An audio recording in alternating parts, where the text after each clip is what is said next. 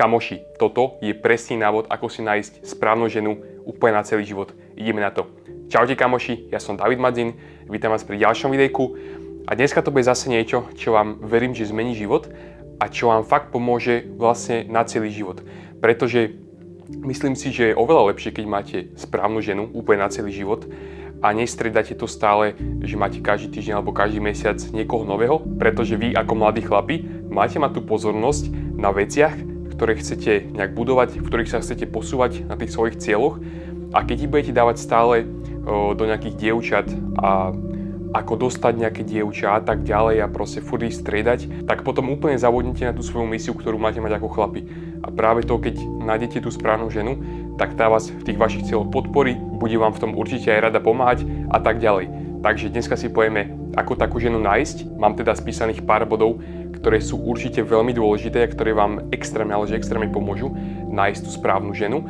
A dneska sa teda budeme baviť len o tom, ako ju nájsť, ako vyfiltrovať tie dievčatá, ktoré máte vlastne vo vašom okolí a ako vlastne z nich nájsť len tú jednu správnu. No a hneď prvá vec, ktorú skoro žiadny chalan nedodržuje, ale je extrémne dôležitá, keď chcete nájsť tú pravú ženu, tak je to, že nesústrediť sa na dievčatá, ale sústrediť sa na seba. Hlavne v tom vašom mladom veku. Ako som povedal, vy proste musíte pracovať nejak na sebe, zlepšovať sa stále a nemať len tú myseľ na tých dievčatách, ako majú hrozne veľa chalanov, že otvoria si Instagram a idú teraz followovať random dievčatá, lajkovať im fotky, písať komentáre, písať osobné správy. Proste toto, ak robíte a ste chlap, tak s tým podľa mňa čo najskôr prestaňte, pretože tá vaša pozornosť ide úplne že na zlé veci a vy ju práve že musíte dať na seba. Pretože vy najprv chcete seba vybudovať čo najvyššie a potom môžete aj tú pravú ženu, ktorú stretnete, tak aj ona bude potom už na vyššom leveli. Budete proste atraktívnejší pre ženy, ktoré majú trošku vyšší level. Takže preto je tak dôležité proste budovať sa a hlavne, keď už budete v tom vzťahu alebo budete proste už budovať tú rodinu, tak tam už tie veci musíte mať v sebe vybudované. Tam už nebude úplne priestor na to, aby ste potom nejak seba zlepšovali alebo až potom začali chodiť do fitka, až potom začali pracovať na kariére a tak ďalej. Čím skôr na tom začnete pracovať a hlavne keď ste single, zamerajte sa čisto len na seba a nerozmýšľajte vôbec nad dievčatami. Inak teraz trošku pomimo témy, o takýchto témach ma hrozne baví hovoriť. Baví ma o tom študovať si veci v nejakom vlastnom záujme, aj si pripravovať potom body, ktoré vám vo videu poviem. Takže ak to aj vás baví počúvať, vám to niečo dáva, tak kľudne tam dole hoďte like, odber, aby ste takéto videá videli aj na budúce odo mňa. A ideme k bodu číslo 2 a to je ten, že musíte si vytvoriť alebo nejak tak v mysli predstaviť presné hodnoty, presný charakter, aké to dievča má mať podľa vašich snov. A tu naozaj není vôbec priestor na nejaké znižovanie štandardov. Vôbec si neznižujte štandardy, že také dievčatá už v dnešnej dobe neexistujú, tak si to musím nejak znižiť. Proste nie. Naozaj si teraz sadnite a predstavte si, že aký charakter presný by malo mať vaše dievča úplne že najideálnejšie. Toto si možno ani neviete uvedomiť, aké je to fakt dôležité, ale poviem vám príklad. Ja som to mal už asi tak od malička som si formoval nejaký ten charakter, aký by som chcel vidieť u mojej budúcej ženy. A samozrejme za ten čas, za to dospievanie, proste prišlo aj veľa dievčat, ktoré napríklad mali záujem o mňa, ale ja som už vtedy vedel, že aký chcem presný charakter a preto mi bolo úplne jednoduché im povedať nie. Lebo som videl, že možno by ma to zaujímalo prvých pár mesiacov s nimi chodiť, že by to bola možno zábava, sranda, ale potom z dlhodobého hľadiska aj tak by tam muselo prísť nejakému rozchodu, lebo by to nebola nejaká taká verzia tej ženy, ktorú by som fakt chcel na celý život.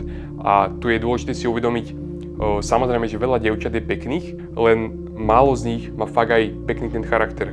Že málo z nich proste vás reálne bude ako aj muža chcieť vidieť, vyhrávať, bude vás podporovať a tak ďalej.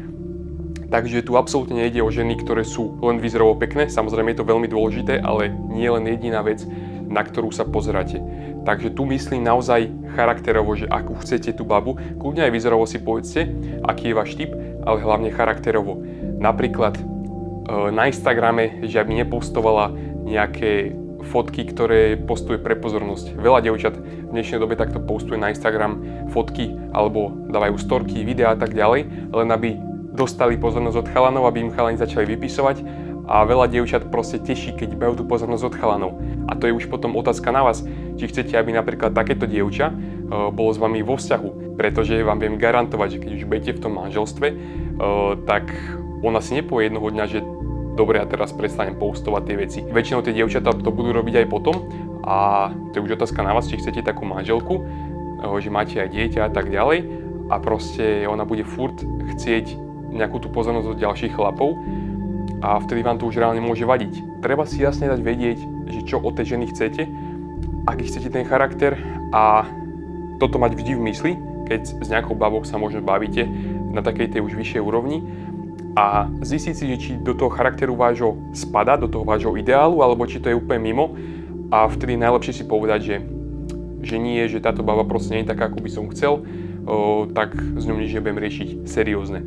A zase, keď príde naozaj dievča, ktoré je úplne podľa vášho ideálu, tak vtedy si môžete presne povedať, že na toto som čakal vlastne celý život, je to presne to dievča, ktoré chcem na celý život a začnete sa s ňou viac baviť, pobavíte sa možno aj o hodnotách, o hociakých iných veciach, zistíte, či si reálne rozumiete a ak to vyjde, tak to vyjde. Bod číslo 3, ako si nájsť správnu ženu na celý život, je, že sa vlastne za ňu modliť. Nazval som to video, že ako si nájsť tú správnu ženu, ale veľakrát to nemusí byť úplne že o hľadaní, ale aj o tom, že vám ju reálne Boh pošle. Že tie životné situácie sa nejako tak spoja a vlastne Boh vám tú správnu ženu pošle. Že si ju ani nebudete musieť vyslovene hľadať, lebo veľa ľudí má predstavu o tom takú, že si založia Tinder, nejaké zoznamovacie aplikácie alebo stránky a idú tam teraz hľadať proste dievčatá a budú chodiť na rande každý jeden týždeň a čo aj budú sa baviť s nejakými 50 dievčatami a potom 51. dievča si myslia, že bude zrovna to práve. Ale tak to vôbec nemusí byť. To není, jak keď si kupujete auto a teraz musíte vyskúšať každé jedno.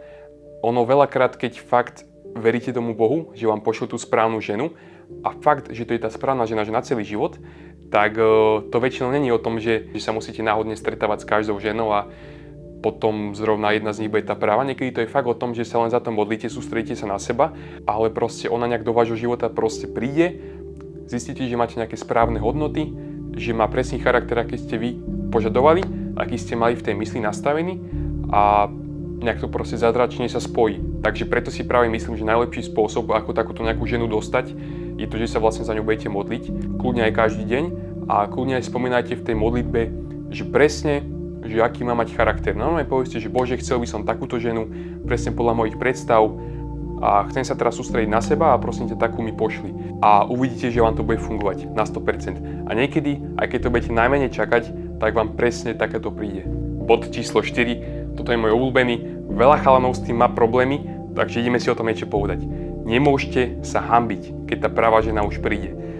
Vy musíte mať proste pri nej to sebavedomie, každá žena to určite ocení. Nemôžete byť taký, že začnete pri nej koktať alebo čo, že neviete ani čo máte povedať, pretože to vám proste nebude fungovať.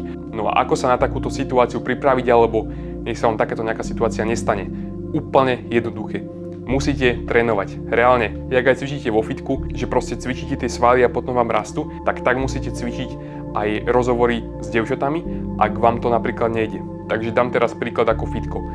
Keď chodíte do fitka, sú tam samozrejme že aj ženy.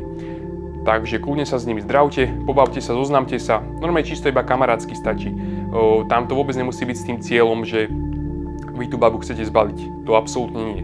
Berte to iba tak, že v rámci trénovania, že proste budete vedieť, čo máte povedať, budete už mať naučený taký ten small talk, že keď sa uvidíte, pozdravíte sa, pokecáte ako bolo, čo robila cez víkend a tak ďalej. Proste musíte mať natrénovanú každú tú jednu fázu, keď sa bavíte s tou babou. Či už je to úplne tá prvá fáza, že oslovenie, že vôbec sa nepoznáte a teraz dojdete za ňou a pozdraviť sa, musíte proste presne vedieť, čo poviete. Potom musíte vedieť aj druhú fázu, to znamená udržať ten rozhovor, aby to tú babu zaujalo. Veľmi dobrý tip, na všetky baby funguje, keď poviete niečo vtipné, keď ste není len taký, že seriózny, ale keď proste ukážete to sebavedomie, vôbec sa nehanbíte, poviete raz za čas niečo vtipné, ona sa začne smiať. Takže toto je veľmi dobrý tip, ako si aj tú komunikáciu udržať a hlavne tá komunikácia musí byť zaujímavá, musí byť zábavná, nemôže to byť nejaká úplná blbosť, že sa spýtate, no, že kde chodíš do školy, ako sa voláš, v koľkom ročníku študuješ. Proste to sú také veci, že na to sa dá jednoslovne odpovedať, že to je úplná nuda.